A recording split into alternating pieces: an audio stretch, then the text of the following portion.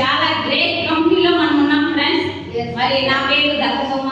మా ఊరు ఒక చిన్న పల్లెటూరు, వందభద్ర గ్రామం, ఒరిస్సా అన్నమాట. మేము కూడా ఏది విజన్ లేదు, మనకుందా విజన్ లేదు. తిన్నామన్నా పిల్లలు పొలం పని ఇదే, నా బతుకు అంతే ఉందన్నమాట. చదువు లేదు, ఏం లేదు. ముగ్గురు బ్రాంచెస్ నాకు. చదువులేదు అంటే చదువులేదంటే నాది తప్పు. అయితే చదువులేదు, భర్త, ఇద్దరు పిల్లలు, బాబు పాప హ్యాపీ.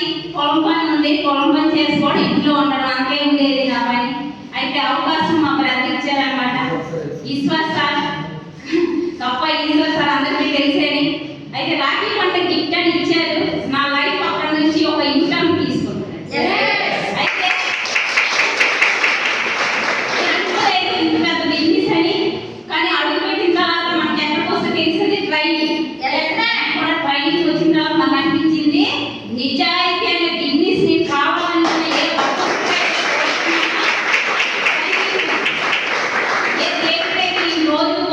అబద్ధం ఉండకూడదు, మోసం ఉండకూడదు, ఇతరులకి సాయం చేసే బిజినెస్ నాకు కావాలని నేను కోరుకునేదాన్ని. అలాంటి ఏదైతే ఇండస్ట్రీ అవుతుంది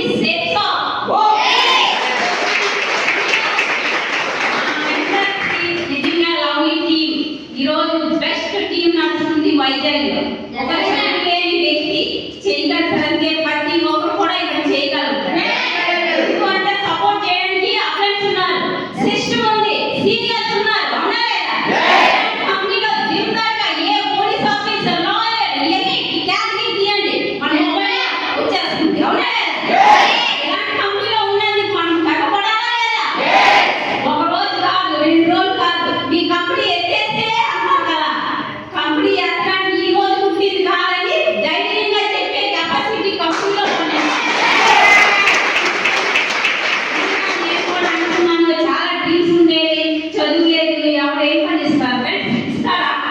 ఏ జాబ్ రాదు, పొలంలో నాకు అయితే అయిపోయింది అనుకున్నాను. కానీ లైఫ్ అక్కడ నుంచి ఒక యూటర్న్ తీసుకుంది. ఈ కంపెనీలో అడుగు పెట్టిన తర్వాత నేను ఏం చెప్పారో ఎస్ సార్ తీసారన్నాను. ఈరోజు వైజాగ్కి వెళ్ళడానికి బస్సు తీరేశ్వర్ సార్ ఇక్కడే ఉన్నారు. గురువు గారు పట్టి కప్పులు కూడా ఎంచి మరి అమ్మా ఇది కప్పు, ఇది రైట్ కండి అనేసి చెప్పే వ్యక్తి అవుతున్నారు. బస్సు తీరేశ్వర్ సార్ ఎప్పుడు రుణపడి ఉన్నాను.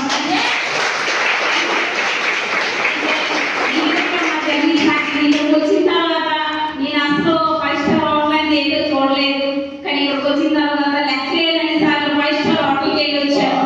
2 లక్షల ఇన్కమ్ తీసుకున్నాను. చదువులేని వ్యక్తి ల్యాప్టాప్ నడుపుతున్నానంటే ఎవరు నమ్ముతారా?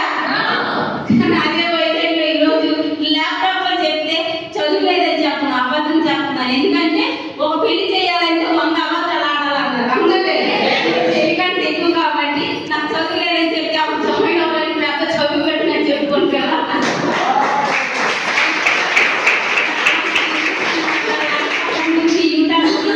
చాలా చాలా ఇంతకుముందు హాస్పిటల్ పదే హాస్పిటల్కి వెళ్ళేదాన్ని. ఈ కంపెనీలో అడుగు పెట్టిన తర్వాత ఒక్కసారి కూడా హాస్పిటల్లో అడుగు తప్పలేదన్నమాట.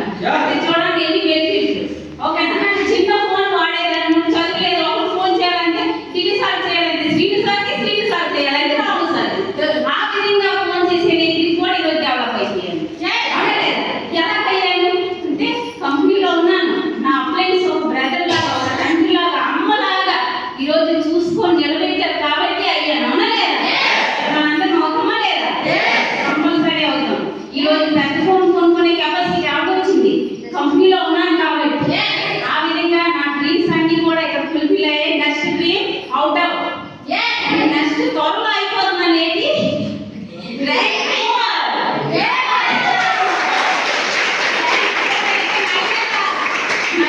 మంచి కొండల్లో వెళ్తామన్నమాట డ్రీమ్.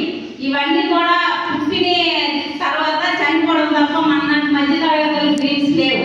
ఓకేనా? ఇక్కడికి వచ్చిన తర్వాత ఇవన్నీ కూడా డ్రీమ్స్ ఫుల్ఫిల్ అవుతుంది. అందరిలో అవుతుంది. లాస్ట్ లో ఒక మాట, పని చేయకుండా ఏ పని అవ్వదు, పని చేయాలి.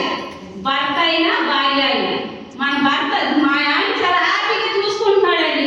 10 రోజులు బెడ్ మీద పడుకొని తినేసి పడుకో నీకు ఇంటి బయట